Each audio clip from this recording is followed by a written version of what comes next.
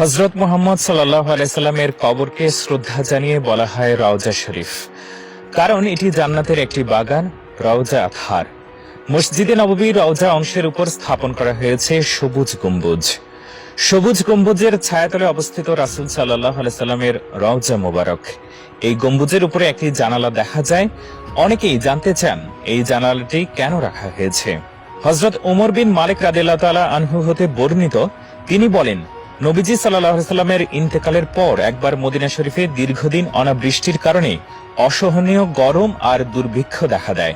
তাই মদিনাবাসী একদিন আয়েশা রাদিয়াল্লাহু তাআলা আনহার কাছে গিয়ে নিজেদের সমস্যার কথা উল্লেখ করে বৃষ্টির জন্য দোয়া কামনা করেন।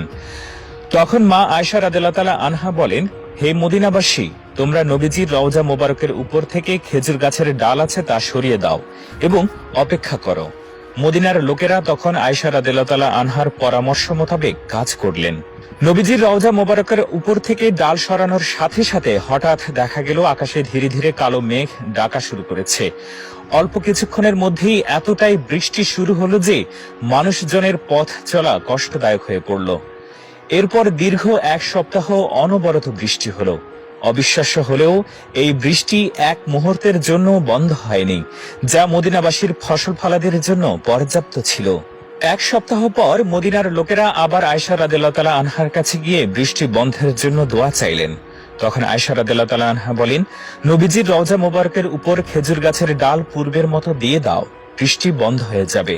মদিনাবাসীরা তাই করল, সাথে সাথে বৃষ্টি বন্ধ হয়ে গেল। আরেকটি সূত্র মতে ইমাম দারিমি রহমতুল্লাহ আলাইহ বর্ণনা করেন, হযরত আবু জাওজা আউস ইবনে রাদিয়াল্লাহু তাআলা আনহু হতে বর্ণিত, তিনি বলেন, মদিনাবাসীগণ একবার দুর্ভিক্ষের কবলে পড়েন।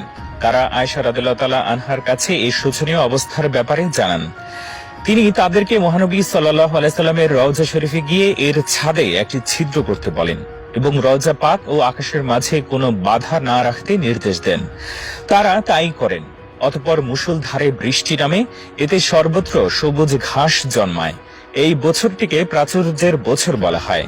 মদিনা মুসলমানদের প্রাণের ভূমি। মদিনা হলো নবীজির শহর, শান্তির নগর। রাসূল করিম সাল্লাল্লাহু আলাইহি সাল্লাম বলেন, যে আমার রওজা জিয়ারত করলো তার জন্য আমার শাফায়াত ওয়াজিব হয়ে গেল। ইলমুল ফিকহ, পৃষ্ঠা 250।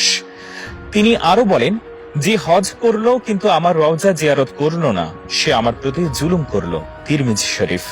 রাসূল সাল্লাল্লাহু আলাইহি সাল্লামের রওজা যে কামরায়, সেটার দেয়াল কালো পাথর দিয়ে তৈরি। দেয়ালটি রাসূল সাল্লাল্লাহু আলাইহি সাল্লামের রওজা ও তার দুই সঙ্গীর কবরকে ঘিরে রেখেছে। ইসলামী ইতিহাসের অন্যতম মহান খলিফা উমর ইবনে আব্দুল আজিজ রহমতুল্লাহ আলাইহ 91 হিজরিতে দেয়ালটি নির্মাণ করেন, যাতে কেউ রাসূল সাল্লাল্লাহু আলাইহি সাল্লামের রওজার ঘরে চাইলেই প্রবেশ করতে না পারে। রাসূল সাল্লাল্লাহু আলাইহি সাল্লামের রওজার চারপাশকে সুলতান নুরউদ্দিন জঙ্কি গলিত সীসা দিয়ে আবদ্ধ করে দিয়েছেন। বিভিন্ন সময়ে দুষ্কৃতিকারীরা কবর থেকে রাসূল সাল্লাল্লাহু আলাইহি সাল্লামের দেহ মোবারক চুরি করার চেষ্টা করলে সুলতান এমন গুরুত্বপূর্ণ কাজটি করেন। রাসূল সাল্লাল্লাহু আলাইহি সাল্লামের রওজার চারপাশে মাটির গভীর থেকে এই বেষ্টনী তৈরি করা হয়েছে। যে জায়গাটিতে রাসূল সাল্লাল্লাহু আলাইহি সাল্লাম ইন্তেকাল করেন, ঠিক সেই জায়গায় তাকে দাফন করা হয়েছে। হজের সময় হাজিরা নবী করিম সাল্লাল্লাহু আলাইহি সাল্লামের রওজা মোবারক জিয়ারত করেন, দোয়া দুরূদ পাঠ করেন। তবে নবীজির রওজায় সিজদা দেওয়া নিষিদ্ধ। এটি শিরকতুল্য অপরাধ। নবীজি সাল্লাল্লাহু আলাইহি সাল্লাম নিজেই তার কবরকে উৎসবের স্থান বানাতে নিষেধ করে গিয়েছিলেন।